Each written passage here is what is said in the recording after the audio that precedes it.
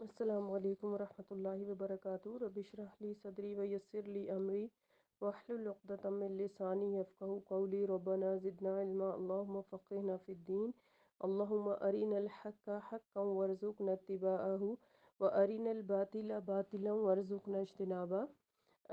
آیت نمبر 77 سورہ النساء تک ہم کر چکے ہیں، ریکیپ کر لیتے ہیں۔ اعوذ باللہ من الشیطان الرجیم، بسم اللہ الرحمن الرحیم۔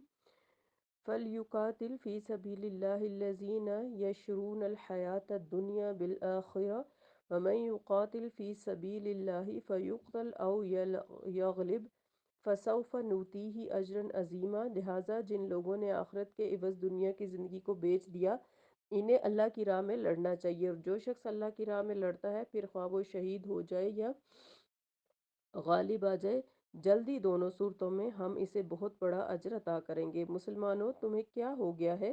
کہ تم اللہ کی راہ میں جہاد نہیں کرتے، جبکہ کئی کمزور مرد، عورتیں اور بچے ایسے ہیں جو یہ فریاد کرتے ہیں کہ اے رب، اے ہمارے رب، ہمیں اس بستی سے نکال جس کے باشندے ظالم ہیں، وہ اپنی جناب سے ہمارے لیے کوئی حامی اور مددگار پیدا فرما دے۔ جو لوگ ایمان لائے ہیں وہ تو اللہ کی راہ میں جنگ کرتے ہیں، اور جو کافر ہیں وہ طاغوت کی راہ میں جنگ کرتے ہیں۔ سو ان شیطان کے دوستوں سے خوب جنگ کرو،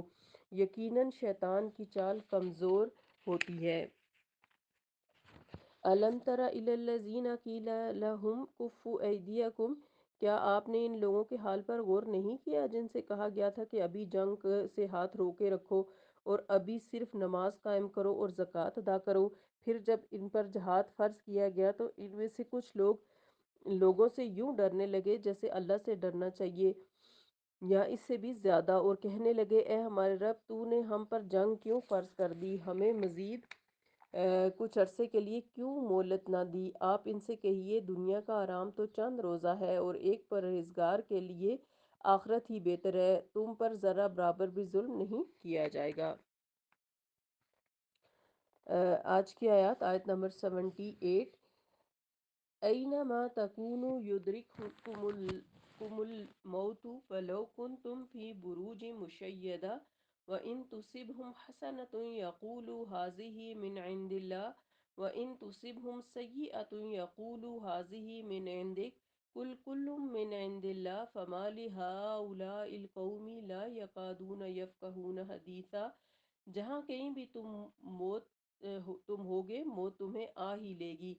خواہ تم مضبوط قلعوں میں محفوظ ہو جاؤ، اور اگر انہیں کوئی فائدہ پہنچے تو یہ کہتے ہیں کہ یہ اللہ کی طرف سے پہنچا ہے،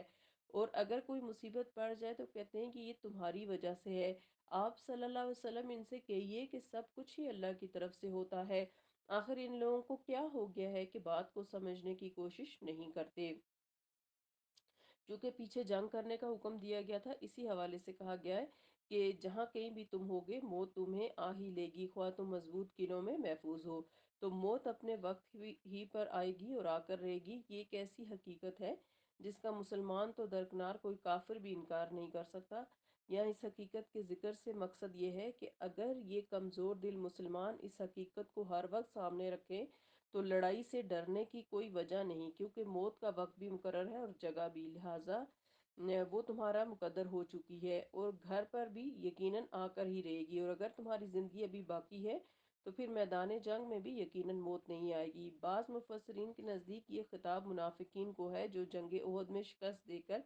اپنے بھائی بندوں سے کہتے تھے کہ اگر تم ہماری بات مان لیتے تو تمہارے عزیز اس لڑائی میں نہ مارے جاتے، اور یہ قول اس لحاظ سے درست معلوم ہوتا ہے کہ اسی آیت میں آگے منافقوں ہی سے خطاب ہے۔ اور اگر انہیں کوئی فائدہ پہنچے تو کہتے ہیں کہ یہ اللہ کی طرف سے پہنچا، اور اگر کوئی مصیبت پڑ جائے تو کہتے ہیں کہ یہ تمہاری وجہ سے ہے۔ آپ صلی اللہ علیہ وسلم ان سے کہیے کہ سب کچھ اللہ کی طرف سے ہے۔ تو مصیبت کو رسول اللہ صلی اللہ علیہ وسلم کی طرف یہ منسوب کرتے تھے۔ یہاں یہ خطاب منافقوں سے ہے جن میں ان کے ساتھی یہود بھی شامل تھے۔ اگر انہیں کوئی بھی راحت اور سکون کے لمحات میسر آتے اور خوشی نصیب ہوتی، جیسے غلے کی ارزانی یا جنگ میں مال غنیمت ہاتھ آتا، تو اسے اللہ کی طرف منسوب کرتے ہوئے کہتے کہ یہ اللہ کا فضل و کرم ہے، اور اگر کوئی دکھ یا مصیبت پہنچے تو پھر رسول اللہ صلی اللہ علیہ وسلم پر الزام لگاتے اور کہتے کہ یہ آپ صلی اللہ علیہ وسلم کی کوتاہ بینی یا غلط تدبیر کا نتیجہ ہے، جیسا کہ جنگ احد کے موقع پر شکست سے دوچار ہونا پڑا تھا۔ خود اپنے آپ کو ہر طرح سے بری ذمہ قرار دیتے۔ اگر منافق یوں سمجھتے کہ اگر فتح ہوتی ہے تو وہ بھی آپ صلی اللہ علیہ وسلم کی حسن تدبیر سے، آپ صلی اللہ علیہ وسلم کے ذریعے سے اور آپ صلی اللہ علیہ وسلم کی برکت سے ہوتی ہے، تب بھی بات کسی حد تک درست بن جاتی ہے، مگر حقیقت یہ کہ فائدہ ہو یا نقصان سب کچھ اللہ ہی کی طرف سے ہوتا ہے، اور یہ مسلمانوں کے عقیدے کا ایک اہم حصہ ہے، جز ہے، اور اس پر واضح دلیل یہی آیت ہے۔ نیز فرمایا واللہ خلقکم وما تعملون، کہ اللہ نے تمہیں بھی، سورہ صافات میں اللہ نے فرمایا کہ اللہ نے تمہیں بھی پیدا کیا اور ان اعمال کو بھی جو تم کرتے ہو، یعنی اگر فائدے یا تکلیف کو اعمال ہی کا نتیجہ قرار دیا جائے تب بھی تمہارے اعمال کا خالق اللہ تعالیٰ ہے، لہٰذا نفع و نقصان بھی اللہ ہی کی طرف سے ہوتا ہے۔ آیت نمبر 79، ما اصابک من حسنت فمن اللہ وما اصابک من سیئت فمن نفسک وارسلناک للناس رسولا وکفا باللہ شہیدا۔ اگر تجھے کوئی فائدہ پہنچے تو وہ اللہ کی طرف سے ہوتا ہے، اور اگر کوئی نقصان آئے تو وہ تمہارے اپنے اعمال کی بدولت ہوتا ہے، اور ہم نے آپ صلی اللہ علیہ وسلم کو سب لوگوں کے لیے رسول بنا کر بھیجا، اور اس بات پر اللہ کی گواہی ہی کافی ہے۔ اب اسی عقیدہ تقدیر کا دوسرا رخ یہ ہے کہ اللہ کی مشیت کے علاوہ انسان کو قوت ارادہ اور اختیار بھی دیا گیا ہے، اور خیر و شر کی دونوں راہیں بھی بتا دی گئی ہیں۔ اسی لحاظ سے انسان کو اس کے اعمال کا بدلہ ملتا ہے، اگر انسان اچھے اعمال کرے تو اسے اس کا اچھا بدلہ مل جائے تو یہ خالصتاً اللہ کا فضل اور احسان ہے۔ وجہ یہ ہے کہ اللہ تعالیٰ کے انسان پر سابقہ احسانات ہی اس قدر زیادہ ہیں کہ ان کی شکریہ کے طور پر وہ جتنی بھی اطاعت و عبادت کرے ان احسانات کا عوض نہیں بن سکتی۔ اب اگر اللہ تعالیٰ اس عبادت اور اطاعت کی مزید جزا بھی عطا فرمائے تو یہ اس لحاظ سے محض اس کا فضل و احسان ہوا،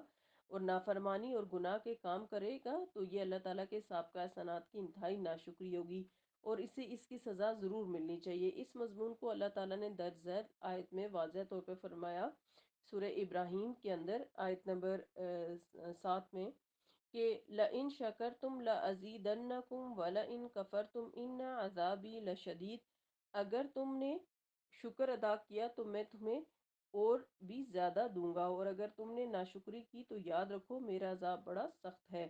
اسی لحاظ سے اگر انسان کو کوئی دکھ یا تکلیف آئے، مصیبت آئے، تو بسا اوقات اس کے اپنے ہی اعمال کا نتیجہ ہوتی ہے، اور خوشی اور فائدے کی بات تو محض اللہ کا فضل و احسان ہوتا ہے۔ اور پھر فرمایا اسی آیت کے اندر وَأَرْسَلْنَاكَ لِلنَّاسِ رَسُولًا وَكَفَى بِاللَّهِ شَهِيدًا، اور ہم نے آپ صلی اللہ علیہ وسلم کو سب لوگوں کے لیے رسول بنا کر بھیجا،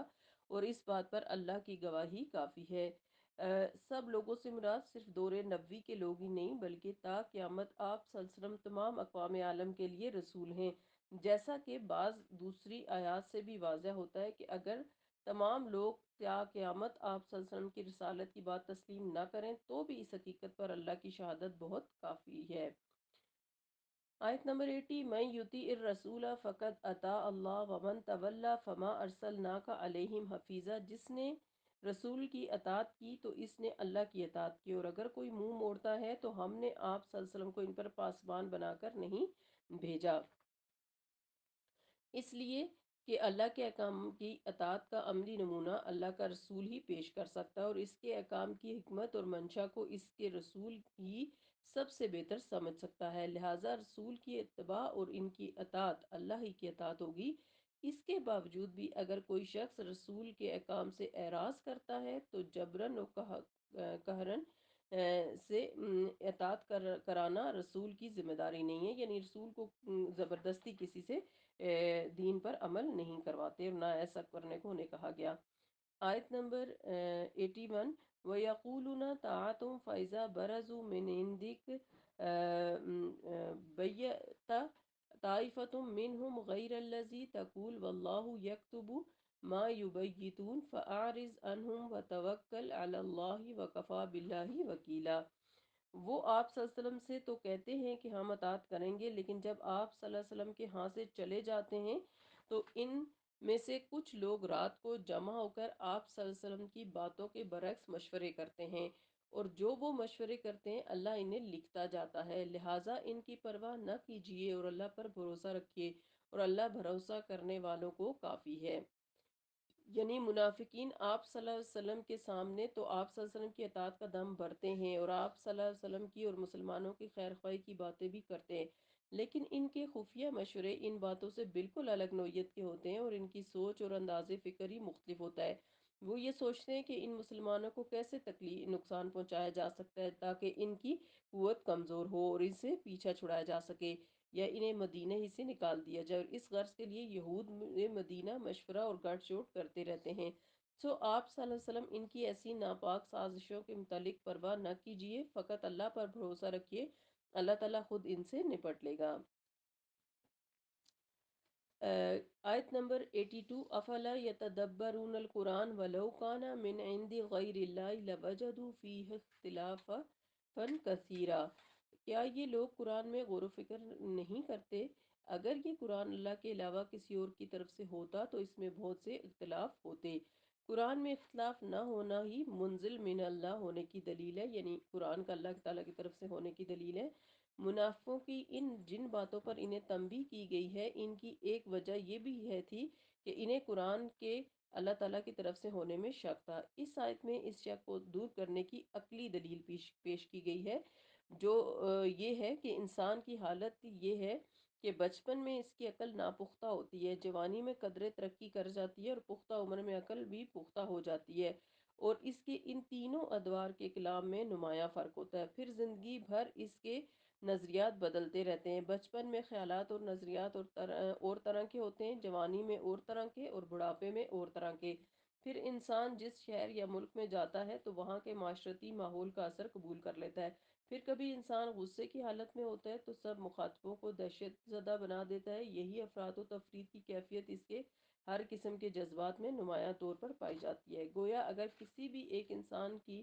زندگی بھر کے کلام کا مجموعہ تیار کیا جائے تو اس میں سینکڑوں اختلافات اور تضادات آپ کو مل جائیں گے۔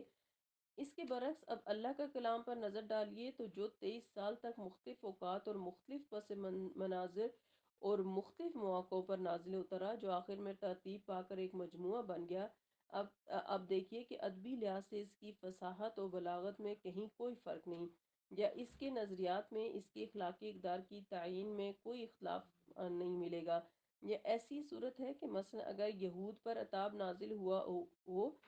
سب کو ایک ہی لاٹھی سے ہانکا گیا ہو، اور اس میں سے ان کے اچھے لوگوں کو مستثنی نہ کیا گیا ہو اور ان کی خوبیاں الگ بیان نہ کی گئی ہوں، غرض جتنے بھی پہلو آپ سامنے لائیں گے آپ اسی نتیجے پر پہنچیں گے کہ یہ انسان کا کلام نہیں ہو سکتا اور اسے نازل کرنے والا صرف اللہ تعالیٰ ہی ہو سکتا ہے۔ سرسری نظر دیکھنے سے اگرچہ قرآن میں کچھ اختلافات نظر آتے ہیں، لیکن اس کی وجہ عدم رسوخ یا قرآن کے جملہ مضامین پہ پوری طرح مطلع نہ ہونا ہے۔ اس قسم کے اختلافات کا جواب بھی قرآن ہی میں مل جاتا ہے۔ سو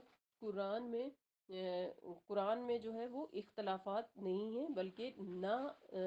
معلوم ہونے کی وجہ سے، یعنی قرآن کا مکمل علم نہ ہونے کی وجہ سے لوگوں کو ایسے لگتا ہے کہ قرآن کے اندر جو ہے وہ اختلافات پائے جاتے ہیں۔ اللہ تعالی ہم سب کو قرآن پاک کو بہترین طریقے سے سمجھنے کی توفیق عطا فرمائے اور اس کے احکامات پر عمل کرنے کی توفیق دے، آمین۔ سبحانک اللہم و بحمدک، نشہد ان لا الہ الا انت، نستغفرک و نتوب الیک۔ السلام علیکم ورحمۃ اللہ وبرکاتہ۔